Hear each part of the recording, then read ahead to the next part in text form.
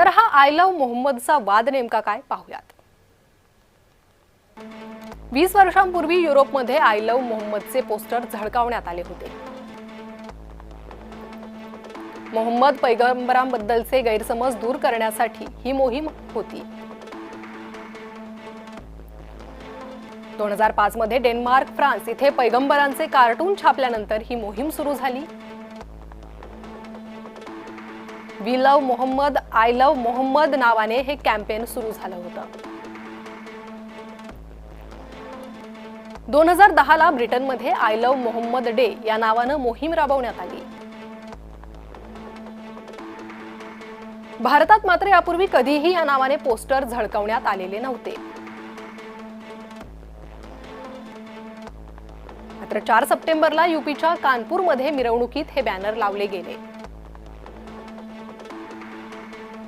मोहम्मद पैगंबर यांच्या जयंतीनिमित्त मुस्लिमांकडून हे बॅनर लावले गेले।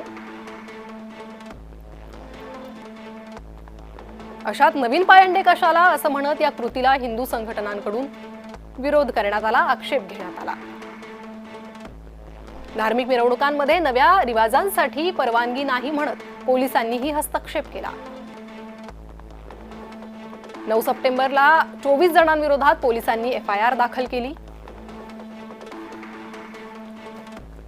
असदुद्दीन ओवैसींनी कानपूर पोलिसांना टॅग करत टीका केली। दुसऱ्या पोस्टर्सना नुकसान झाल्यामुळे FIR पोलिसांनी हे स्पष्टीकरण यावर दिलं। ओवैसींनी त्यांच्या पोस्टमध्ये लिहिलं, तुम पर मेरी लाख जान कुर्बान या रसूल। कानपूरमधल्या प्रकरणाची झळ देशभरात पोहोचली आणि आंदोलनांना सुरुवात झाली।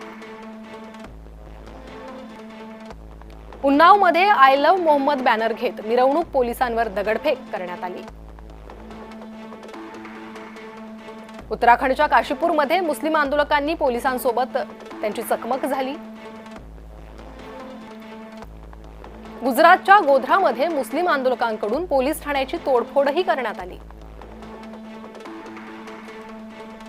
गोध्रामध्ये 17 जणांना अटक करण्यात आली, 80हून अधिक जणांवर गुन्हे दाखल केले।